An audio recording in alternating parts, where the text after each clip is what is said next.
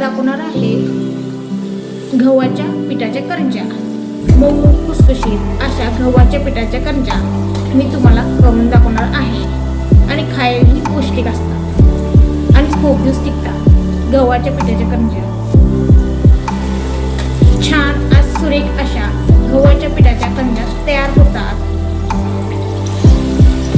आणि खूप छान होतात, व्यवस्थित होतात आणि तळलंही व्यवस्थित जातं। आपण आता गव्हाच्या पिठाच्या करंज्या तयार करूया। गव्हाच्या पिठाच्या करंज्या चवीलाही चांगल्या असतात, कधीही करता येतं घरच्या घरी गव्हाच्या पिठाच्या करंज्या। नमस्कार, मीराच रेसिपीमध्ये तुमचं स्वागत आहे। मी आहे मीरा। आज तयार करणार आहे करंज्या। गव्हाच्या पिठाच्या करंज्या तयार करणार आहे। खुसखुशीत अशा करंज्या तयार करणार आहे। या सर्व साहित्याचं प्रमाण डिस्क्रिप्शन बॉक्समध्ये दिलेलं आहे, तुम्ही पाहू शकता। आधी आपण पीठ मळून घेऊया। परातीत मीठ घेतलेलं आहे। पॅनमध्ये मोहनसाठी तूप घेतलेलं आहे। चाळलेलं गव्हाचं पीठ घेतलेलं आहे। थोडासा रवा घालत आहे। सर्व जिन्नस मिक्स करून घेऊया। तुपाचं मोहन घालूया।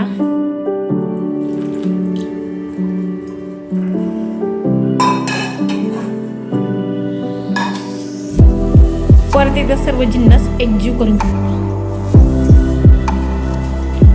पिठाला सर्वत्र तूप लागलं पाहिजे, अशा पद्धतीने पीठ मिक्स करून घ्यायचं तुपात। आवश्यकतेनुसार पाणी घालून घेऊया, म्हणजे लागेल तसं पाणी घालायचं।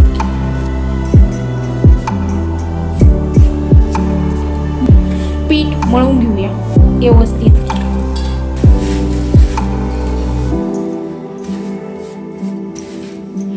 जास्त घट्ट नाही, पातळ नाही, मध्यम असं पीठ मळून घ्यायचं। पीठ व्यवस्थित झालं की करंज्या व्यवस्थित येतात।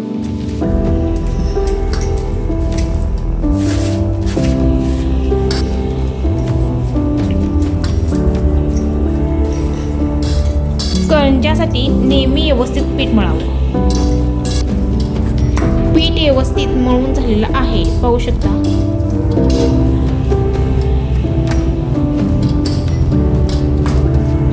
15 मिनिटं पीठ झाकून ठेवूया मुरण्यासाठी। आता आपण सारण तयार करूया। ड्रायफ्रुट्स घेतले आहेत। ड्रायफ्रुट्स पहिल्यांदा भाजून घेऊया। ड्रायफ्रुट्स मध्ये तूप घातलेलं आहे।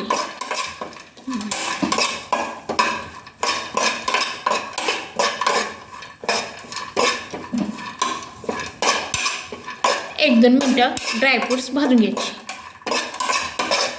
ड्रायफ्रुट्स भाजून झालेले आहेत, आता आपण काढून घेऊया।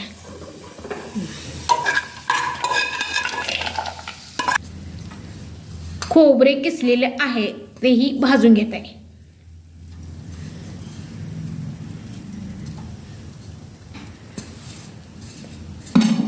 थोडंसं तूप घालूया। तूप घातल्यामुळे खोबरे व्यवस्थित भाजले जाईल आणि करंज्याही छान लागतात। त्याकरता तुपामध्ये खोबरे भाजून घ्यायचे। 1-2 मिनिटं खोबरेही भाजून घ्या, जास्त भाजायचं नाही।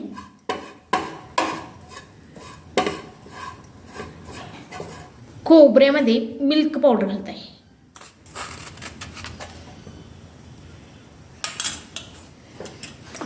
जायफळ घालत आहे। जायफळची पूड आहे। वेलचीची पूड घालत आहे। सर्व जिन्नस एकजीव करून घेऊ। मिल्क पावडरमुळे करंज्यामध्ये टेस्ट येईल। मिल्क पावडरमुळे करंज्या छान आणि खुसखुशीत होतील। कोण कोण करंज्यामध्ये रवा घालतं, गव्हाचं पीठ घालतं, त्याऐवजी मिल्क पावडर घालायची. मंद आचेवर खोबरे व्यवस्थित भाजून घ्यायची. खोबरे भाजून झालेले आहेत, जास्त भाजायचं नाही आणि सोनेरीही रंग येऊन द्यायचा नाही. अशा पद्धतीने खोबरे भाजून घ्यायचे. खोबरे काढून घेऊया. खसखस भाजून घेत आहे. खसखस भाजून झालेली आहे. खसखसची पूड करून घेऊया. खसखसची पूड झालेली आहे. आता मिक्स करूया. पिठी साखर घालत आहे. सर्व जिन्नस मिक्स करून घेऊया. तुम्हाला जितकं गोड हवं तितकं तुम्ही करू शकता.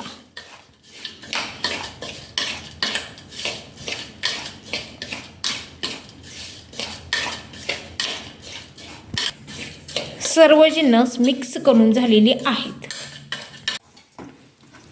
आपलं पीठ मळून झालेलं आहे, पाहू शकता.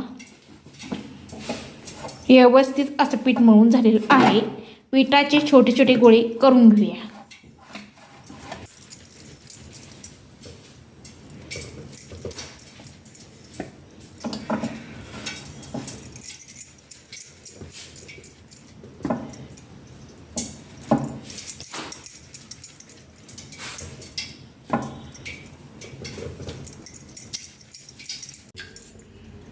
पिठाचा गोळा तयार करून झालेला आहे.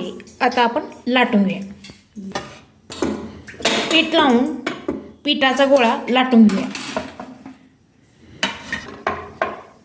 पातळ असा गोळा पिठाचा लाटून घ्यायचा.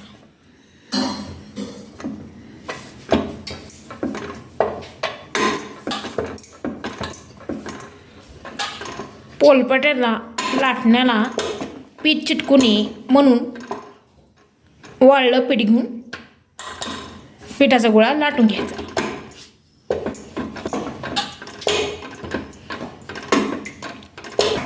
अशाच पद्धतीने पिठाचा गोळा लाटून घ्यायचा.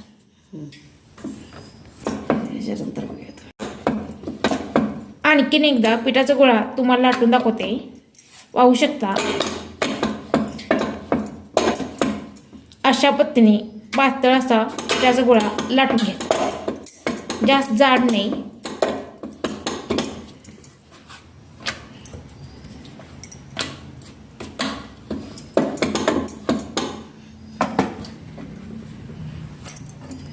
लाटलेल्या पोळीमध्ये सारण भरून घेऊया. कढईने पाणी लावून घेऊया. कोण कोण दूधही लावतं, पण दुधाने कोमटतं, त्याकरता पाणी लावून घ्यायचं आणि जास्त वेळ टिकण्यासाठी पाणी लावून घ्यायचं. करंजी चिटकून घेतलेली आहे. तुम्हाला मी चाकूच्या साहाय्याने कापून दाखवते.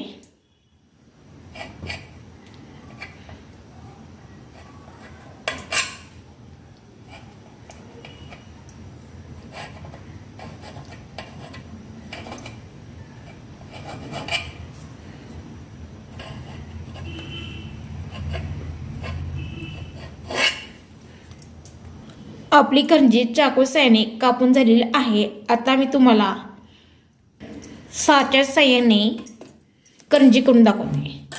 आधी आपण पोळीमध्ये सारण भरून घेऊया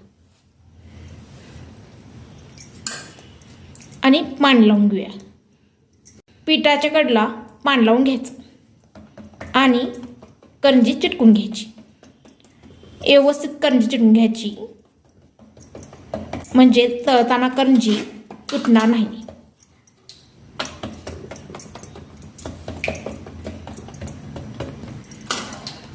साच्यामध्ये तयार केलेली करंजी घातली आहे. आता आपण दाबून घेऊया. आता तुम्हाला साच्यामध्ये घातलेली करंजी उघडून दाखवते.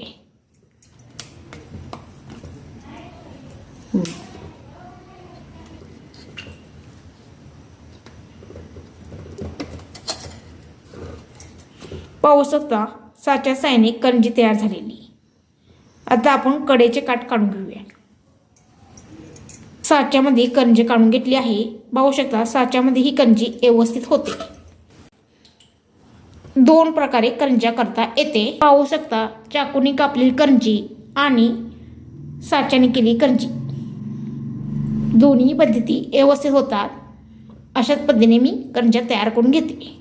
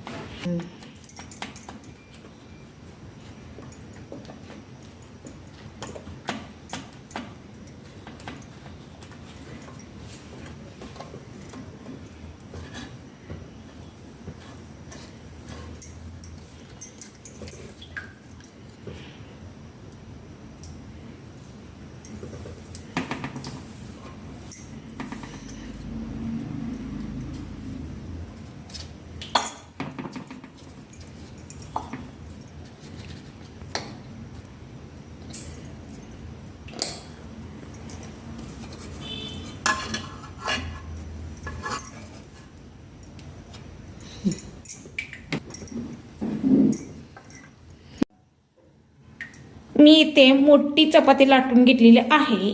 मगासारखंच सारण भरून घेतलेलं आहे. आता मी तुम्हाला कोरण्याच्या साहाय्यानेही कापून दाखवते करंजी. पाहू शकता कोरण्याच्या साहाय्यानेही आकार व्यवस्थित येतो. आणि एकदा तुम्हाला कट करून दाखवते करंजी. तुम्हाला कुठली सोपी पद्धत वाटते त्या पद्धतीने तुम्ही करंज्या करू शकता. मी सर्व करंज्या तयार करून घेते. सर्व करंज्या आपल्या तयार करून झाल्या आहेत. जवळनेही दाखवते तुम्हाला करंज्या तयार झालेल्या.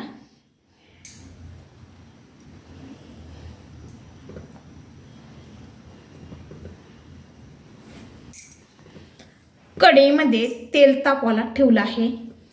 तेल तापलेलं आहे. आता करंजी कढईत सोडूया.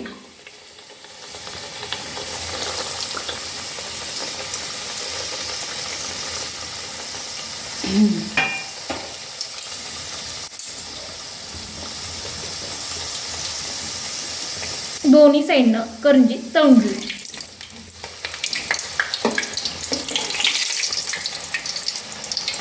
करंजी तळून झाली आहे. आता आपण काढून घेऊया. 1-2 मिनिटात करंजी तळून होते. आणखीन एकदा दाखवतो तुम्हाला करंजी तळून. दोन्ही साईडनं करंजी तळून घ्यायची. करंजीवर तेल सोडायचं एका साईडनं.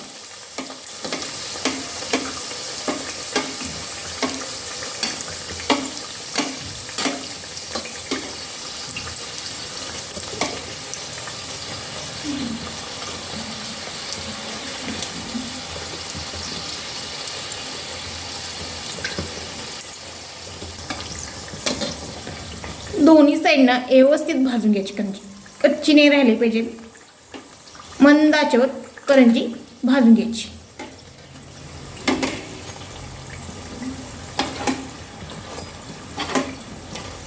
पाहू शकता करंजी फुगलीही आहे. जवळनेही दाखवते तुम्हाला.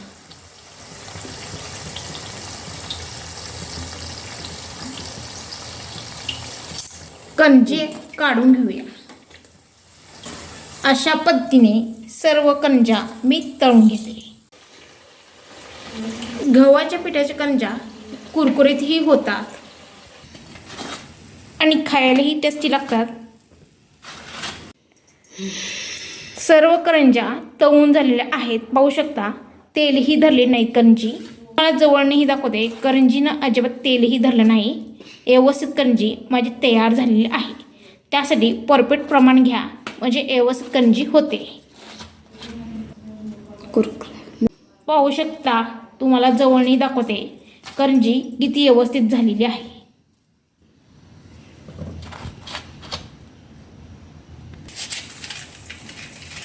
सुरेख अशा करंज्या तयार झालेल्या आहेत. थंड झाल्यानंतर करंजी कडक ही होते. तुम्हाला तोडूनही दाखवते. पाहू शकता गव्हाच्या पिठाची करंजी किती मऊ आणि खुसखुशीत आणि कडक ही झालेली आहे.